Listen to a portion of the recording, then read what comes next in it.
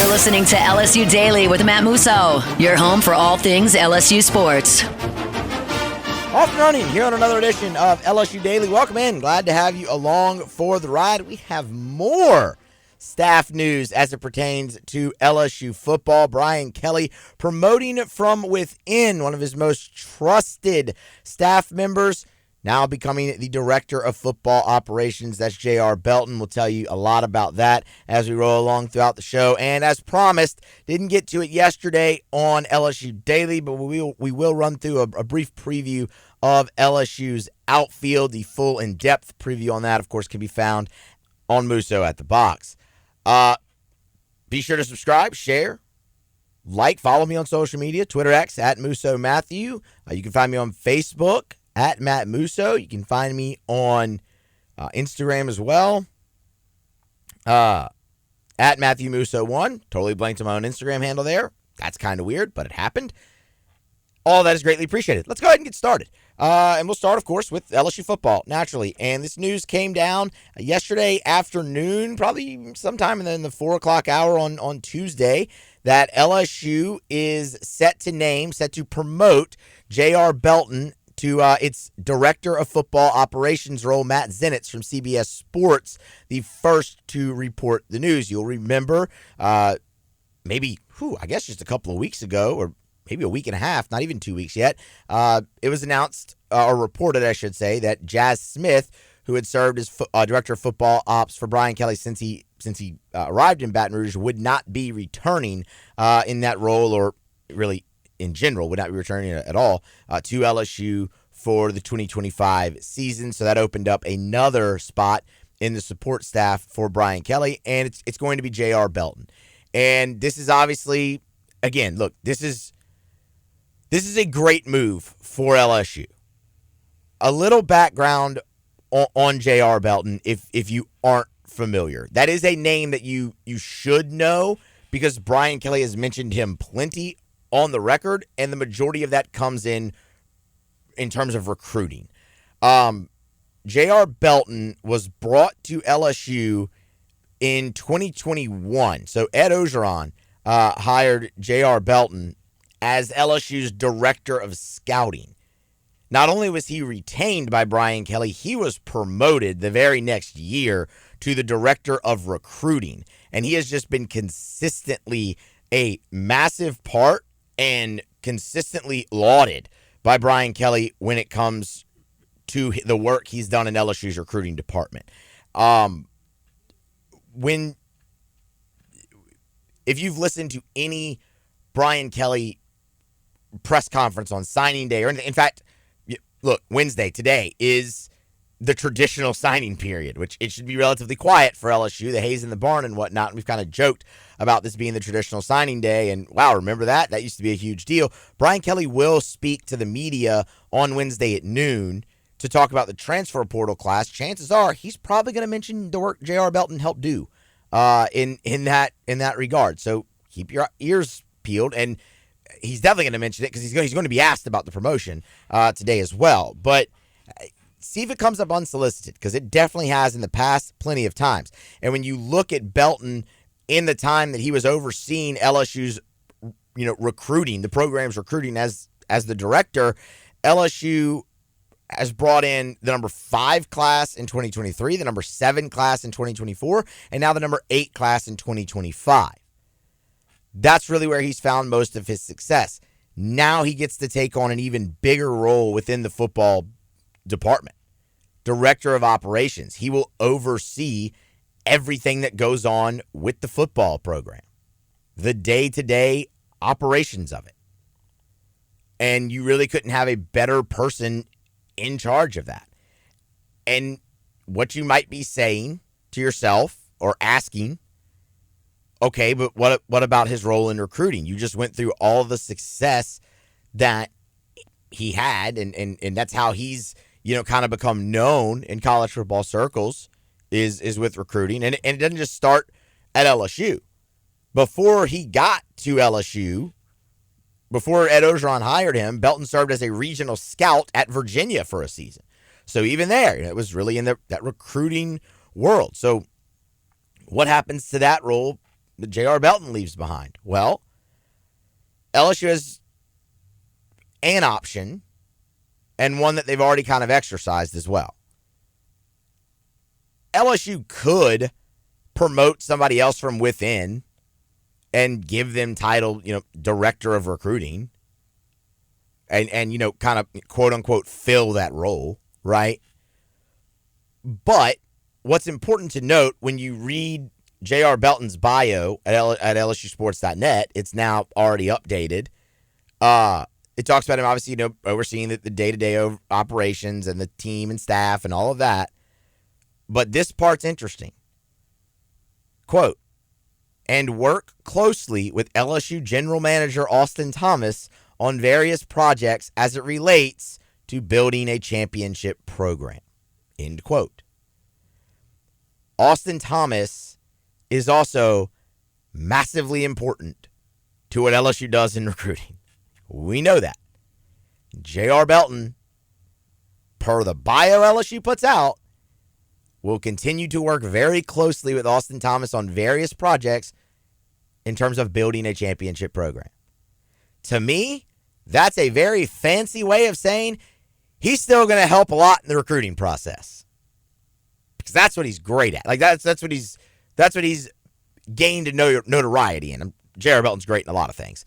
That's where he's gained the notoriety, and that's where he served LSU so much. And he'll do that as well as game day operations, just the day-to-day stuff, right, with the team. It's a very important role, and it's a well-deserved promotion for JR Belton, who has just been excellent so far in his time at LSU. So I'll be very interested to see, because that sure sounds like he's still going to be heavily involved in the recruiting and working with Austin Thomas and all those things.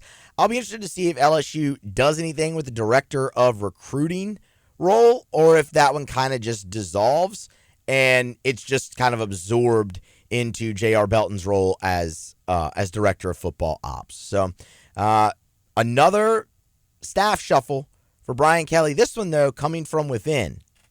And again, a well-deserved promotion for a Louisiana native in JR Belton, and a guy who has been integral to the early success of Brian Kelly here through 3 seasons in Baton Rouge.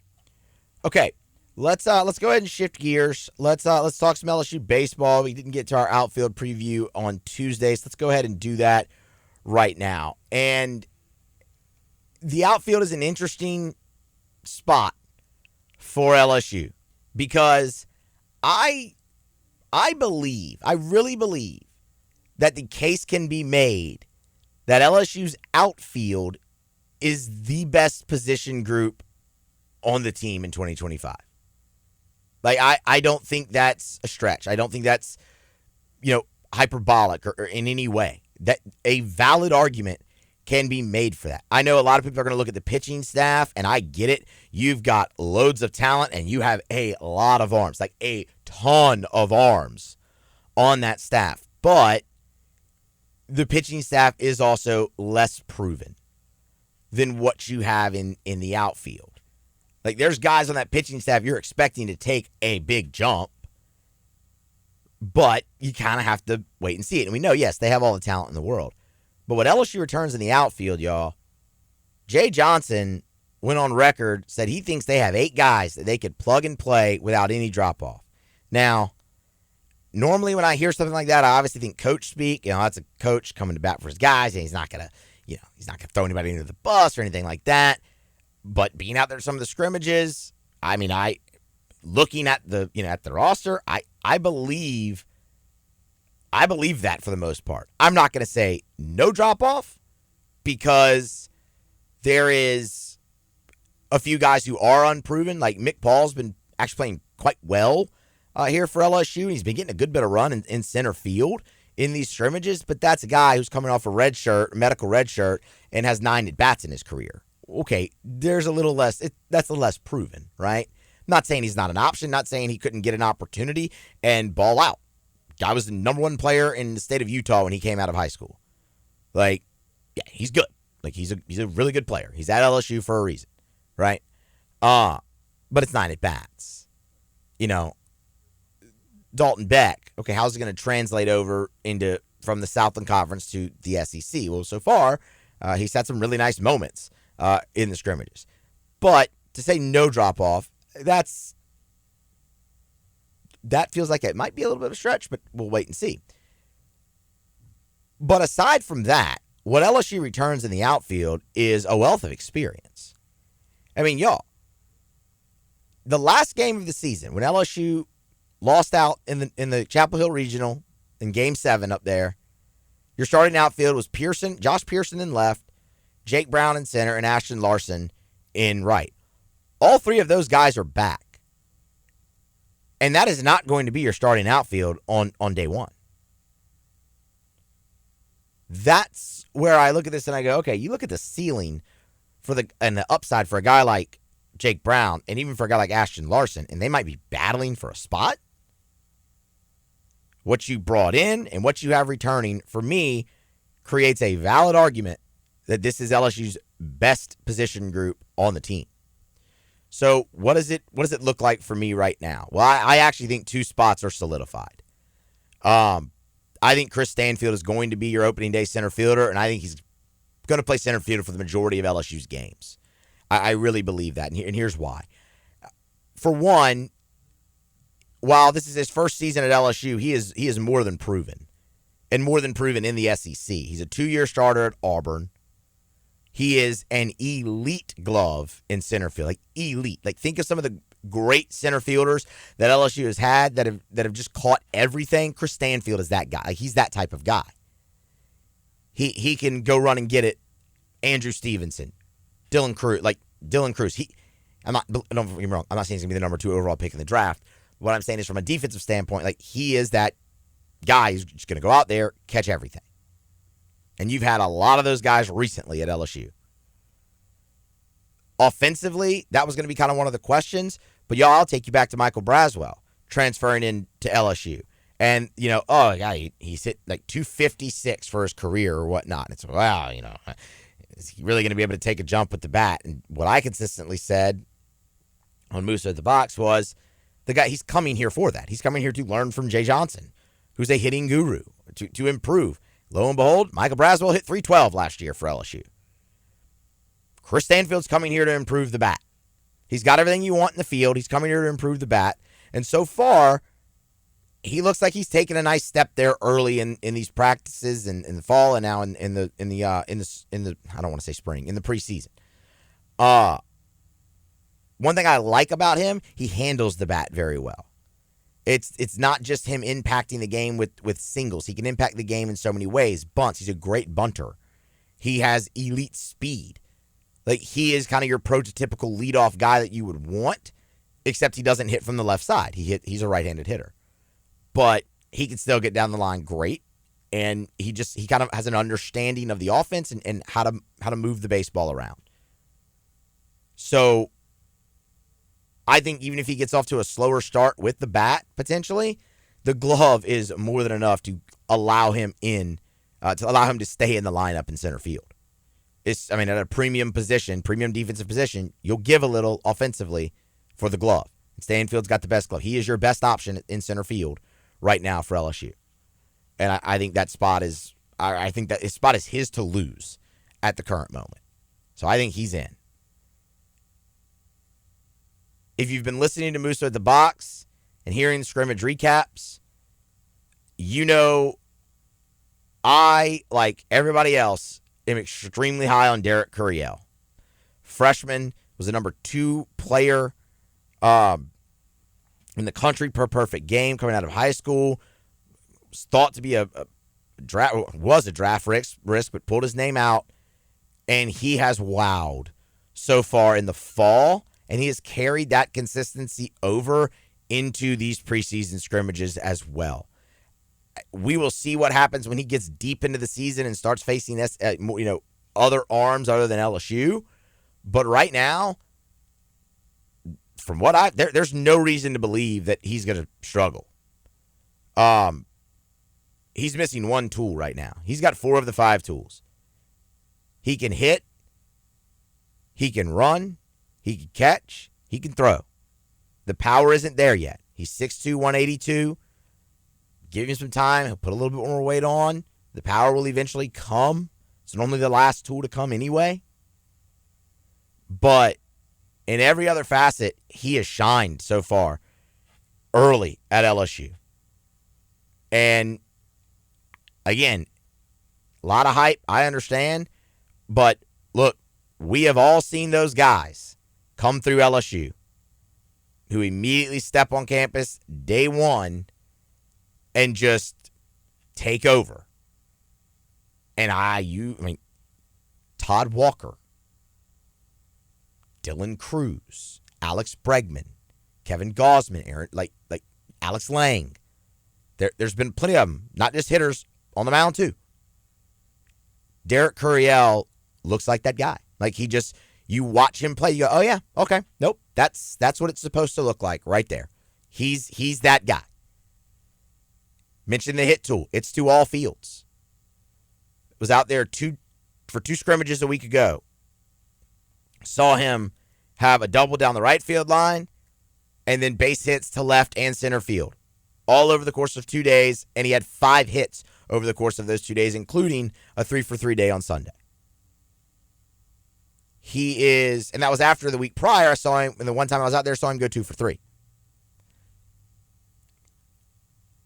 And in the outfield, the gloves, plenty. So I think he's got the spot. And I would probably tell you it's left field at this point. So there you go. We've gone through 2 spots. We haven't mentioned Pearson, Brown, Larson, Ethan Fry, any of those guys. How does that last spot play out? In my hypothetical here, it's right field. And I think you start with the first 3 who were your starting outfield a season ago. And y'all, Josh Pearson is where we're going to start there because the trust level is just, it's out of this world, and it should be. Josh Pearson has come up with massive plays both in the field and at the plate time and time again throughout his LSU career. That's a guy that has played in over 160 games with over 120 starts in 3 seasons. And he's the ultimate team guy. He's that program guy, Louisiana native, has wanted nothing more than to play for LSU. You know, all the cliches, plays for the name on the front, not the name on the back of the jersey, like all those things. And LSU has to have those guys. And we could run through that list too. They kind of look like unsung heroes, right? Hard to call a guy who's played in 160 games an unsung hero, but we don't have time to run through all the clutch moments, but I think the one everyone's going to think of first is the catch against Tennessee in the outfield in the College World Series. LSU doesn't win the national championship without that play. He had a walk-off single a year ago to beat Auburn and win a series that LSU desperately needed. Came off the bench in 2023 against Georgia and hit a 2-out a 2-run homer in the 12th inning that ultimately ended up being the game winner in the opener of that series. Again, while LSU was trying to battle for or contend and close out an SEC regular season championship. There's been so many. Hit 298 as a freshman. Josh Pearson's going to have a role on this team. He's going to play. He's going to play in the outfield at some point for LSU this season. And I would not rule out him getting a start somewhere in the opening weekend. You look at Jake Brown. Jake Brown, out of everyone left, probably has the highest upside. And they love the step that they expect the bat to take here this season. He hit 256 a year ago, but started 12 games in center, started 9 in right. Really towards the end, settled into that center field role. And again, they're expecting a major jump there, and the upside is probably greater with Brown than anyone that you have left currently fighting for that spot. You know he can defend. They put him in center field. You know he's got a great arm. Guy's got a pitching background. You could see him pitch maybe a little bit at some point this year. So he's got all the tools you want there as well. If the bat takes the jump they expect it to, you're going to be really hard-pressed to keep him off the field and out of the lineup. And then there's Ashton Larson, who just continues to fly under the radar somehow in his time at LSU, where he had to fight and scratch to get on the field in that starting role a season ago after it took him to hit like 600 and pinch hit at bats for them to be like, all right, hold on, let's give him some run here. And after a couple weeks, you couldn't take him out of the lineup. After that Game 3 at Arkansas, he didn't leave the lineup for the rest of the year. hit .298, was your leading hitter in conference play a season ago for the majority of the year. And he's hitting the hell out of the baseball again right now. He has already collected a 3-for-3 day in a scrimmage and a 2-for-3 day a week ago on Sunday. He's all over the baseball again. And I'm going to tell you right now, he has been your best offensive guy outside of Derek Coryell, at least in the times that I've been out there in those scrimmages. And for that reason, if it's me filling out the lineup card on opening day, I'm putting Ashton Larson in right field to start. And maybe I'll DH Jake Brown or something like that. Now, what I think they will do is go Coryell, left to right, Coryell, Stanfield, Brown. But one thing's for sure, the outfield that you see start game number 1, February 14th against Purdue-Fort Wayne, is not going to be the same outfield that you see the rest of the weekend. They're going to give everybody run. Because, we haven't even talked about Ethan Fry. Fry's finally healthy. Remember, a season ago, he was making the most of his opportunities because the corner outfield spots were shaky for LSU early in the season in 2024. And Fry was getting some run. And again, making the most of his opportunity. And against Xavier, after starting 2-for-2 with 3 RBI, his shoulder pops out, diving back in the front. Very similar to what happened to Tommy White. And he came back, had a nice weekend against Florida, but just could never really find the consistency that he was having early in the season again. And it was hard for him to stay in the lineup. But that's a guy who they are going to give an opportunity to, again, to see if he can find what he had early in the season in 2024. So, I mean, look, I think you're going to see Pearson, Brown, Larson, and Fry all get time in the outfield opening weekend, I do believe. So that's far from settled. And I think that just further underscores what we talked about to start this entire segment with. Valid argument, and a strong one can be made that outfield is LSU's strongest position group on the team for 2025. We'll see how it plays out. Y'all smash the like, get subscribed if you have not already. Anywhere you get your podcast, subscribe up to LSU Daily and Musso at the Box, please. You can also find Musso at the Box on YouTube. LSU Daily will be transitioning there at some point. I know I've been saying that for a while, but I promise it's going to happen. And when it does, that'll be great, and a weight lifted off my shoulder as well. Follow me on social media, all that greatly appreciated. Thanks for being here, and be here next time for more on LSU Daily.